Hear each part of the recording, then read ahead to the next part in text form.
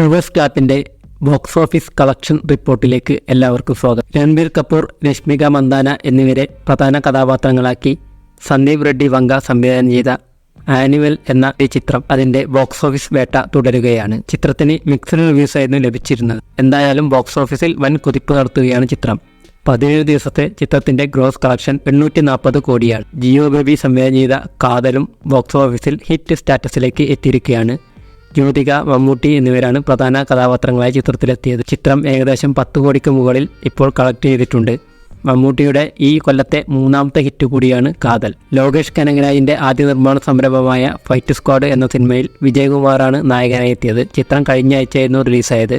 ചിത്രത്തിന്റെ weekend collection ഏകദേശം 6 കോടിക്കടുത്താണ്. ചിത്രത്തിന് നല്ല റിവ്യൂസാണ് തമിഴ്നാട്ടിൽ നിന്നും മറ്റും ലഭിച്ചത്. എന്തായാലും ചിത്രം ബോക്സ് ഓഫീസിൽ ഇനിയും മുന്നോട്ട് പോകുമെന്നാണ് പ്രതീക്ഷിക്കുന്നത്.